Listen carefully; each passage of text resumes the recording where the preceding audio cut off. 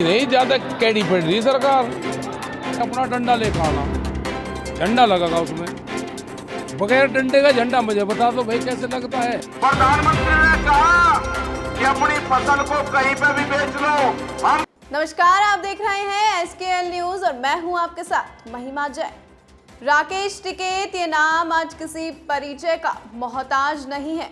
जब भी किसानों का जिक्र होता है तो हर किसी की जुबान पर राकेश टिकैत का नाम आता है।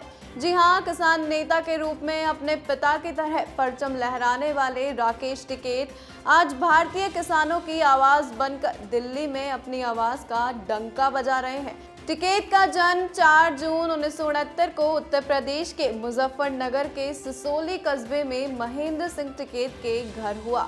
महेंद्र सिंह टिकैत बीकेयू के सह संस्थापक और किसानों के हितों के लिए हमेशा अग्रणी रहने वाले नेता थे।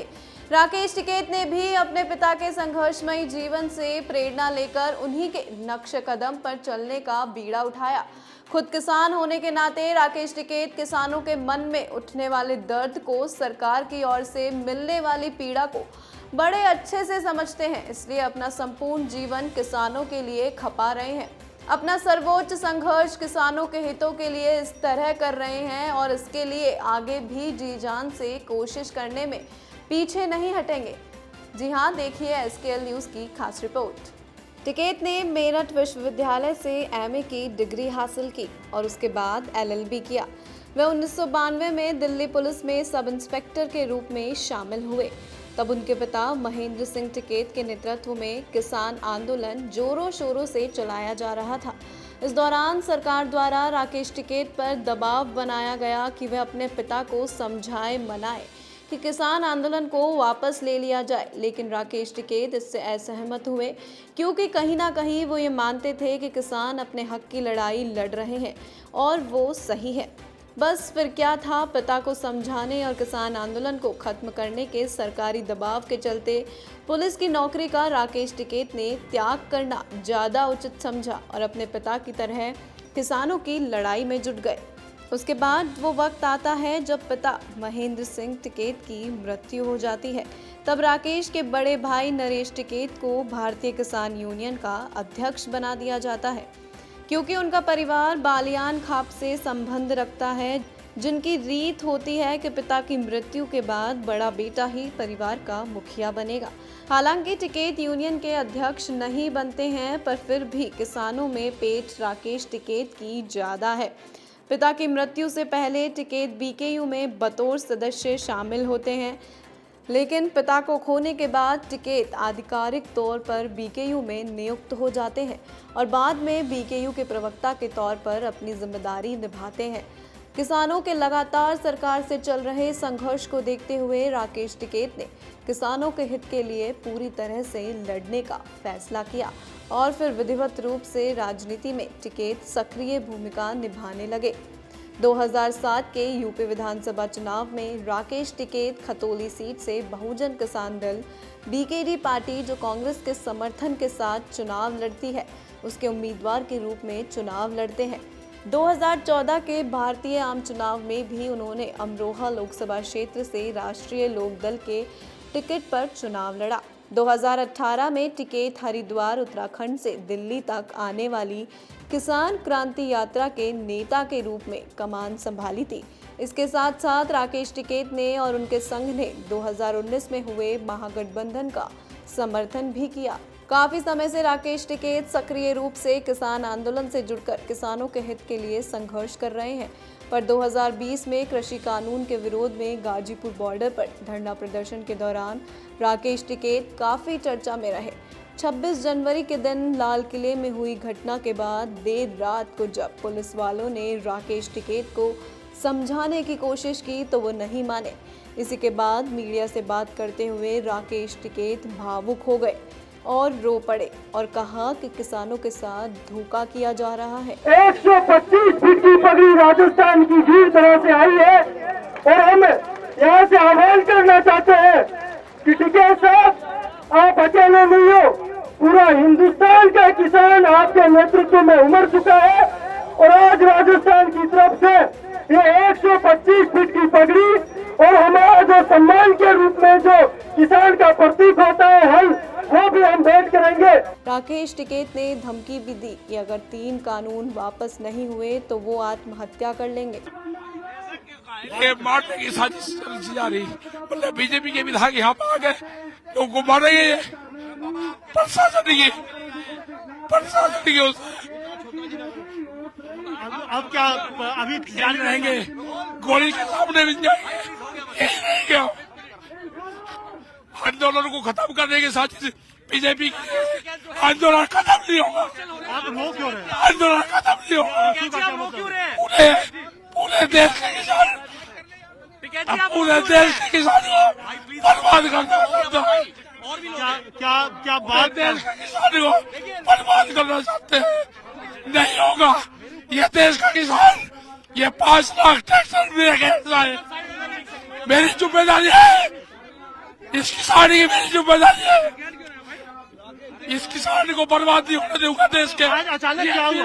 आज अचानक क्या हुआ? वापसी होगा। आज अचानक क्या हुआ? पूरा दिन का घटनाक्रम बताइए। बीजेपी पार्टी लगी सारी किसानों को बर्बाद करने लगी, नहीं छोड़ने का। ये बिल भी वापसी होंगे, अगर बिल वापसी नहीं हुए, अगर कानून वापसी नहीं होंगे तो राकेश टिकैत आत्महत्या करेगा। इसके बाद राकेश टिकैत ने अनशन शुरू किया और धरना स्थल से न हटने की बात कही।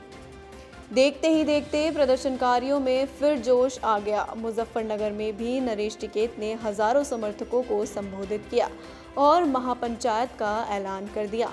इतना ही नहीं, देर रात को पश्चिमी उत्तर प्रदेश, हरियाणा के कई गांवों से किसान ट्रैक्टर लेकर निकल पड़े और गाजीपुर बॉर्डर तक पहुंचे। उनके समर्थन में सोशल मीडिया पर उन्हें बहुत बड़ा सपोर्ट मिला। उनके पक्ष में बयान आने लगे। उनके यहाँ कल रात खाना नहीं बना और वो अपने बेटे की पुकार पर गाजीपुर बॉर्डर पहुंच रहे हैं और वे अपने बेबाक बयानों से हमेशा जनता के बीच चर्चा का विषय बने हैं। हमारे पास बहुत संपत्ति है, जो किसानों की संपत्ति है वही हमारी संपत्ति है। 2014 के चुनाव के दौरान उन्होंने ये बयान दिया था, देश का किसान सीने पर गोली खाएगा पर पीछे नहीं हटेगा। तीनों कृषि कानून अगर वापस नहीं लिए तो मैं आत्महत्या कर लूंगा। मैं किसी भी हालत में धरना स्थल नहीं छोड़ूंगा। बाकियों के राष्ट्रीय प्रवक्ता ने कहा, यह आंदोलन लंबे समय तक जारी रहेगा। अगर कोविड महामारी के दौरान कानून बनाए जा सकते हैं तो महामारी के दौरान वापस क्यों नहीं लिए जा सकते। उन्होंने आरोप लगाया, सरकार आंदोलन को कुचलने का प्रयास कर रही है और भविष्य में भी ऐसा करेगी, लेकिन किसान दिल्ली की सीमाओं से हटने वाले नहीं हैं। किसान केवल उसी शर्त पर घर वापस जा सकते हैं जिनमें 3 कृषि कानूनों को रद्द करने और फसलों के लिए न्यूनतम समर्थन मूल्य की गारंटी का कानून लागू किया जाना शामिल है। उन्होंने कहा, जब सरकार बातचीत करना चाहेगी तब संयुक्त किसान मोर्चा बात करेगा, लेकिन अगर सरकार इन कानूनों को 18 महीने के लिए निलंबित करने जैसी चीज़ों पर अड़ी रही तो कोई बातचीत नहीं होगी। हम दृढ़ है कि उन्हें ये कानून वापस लेने होंगे और कोई भी बात इसी बिंदु से शुरू होगी। टिकैत ने पंचायत में कहा कि प्रदर्शनकारी किसान अपना आंदोलन मांगे पूरी होने तक शांतिपूर्ण तरीके से जारी रखेंगे। टिकैत ने कहा, मुझे नहीं पता कि आंदोलन का क्या भविष्य होगा, लेकिन इतना पक्का पता है कि अगर आंदोलन विफल हो गया तो फिर सरकार जो चाहे करेगी। अगर आंदोलन सफल हुआ तो किसानों की आने वाली पीढ़ियों को इसका लाभ मिलेगा।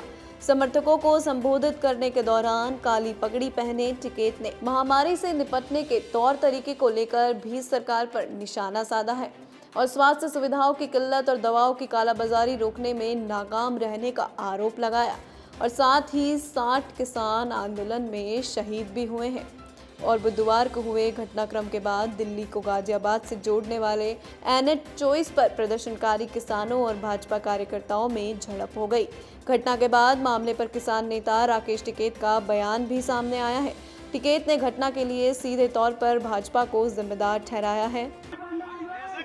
ये मारने की साजिश चली जा रही, मतलब बीजेपी के विधायक यहाँ पर आ गए, लोगों को मारेंगे, प्रशासन की राकेश टिकैत ने दावा किया कि कुछ लोग भाजपा के झंडे लेकर पिछले 3 दिनों से प्रदर्शन स्थलों पर झगड़ा करने के लिए आ रहे हैं। पुलिस फोर्स भी बैठी रहती है, कहती कुछ नहीं है। आज ये लोग नारेबाजी करते हुए मंच के पास पहुंच गए और उन्होंने पत्थरबाजी भी की।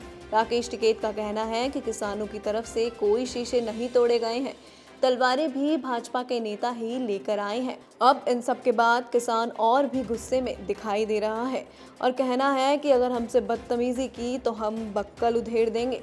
इसी के साथ राकेश टिकैत अब किसान आंदोलन का बड़ा चेहरा बन चुके हैं और किसान के हित में लड़ाई लड़ रहे हैं कि आखिर किसान कितना परेशान, बेबस और लाचार है और कैसे इस महामारी में अपने घर परिवार से दूर अपनी हक की लड़ाई लड़ रहा है।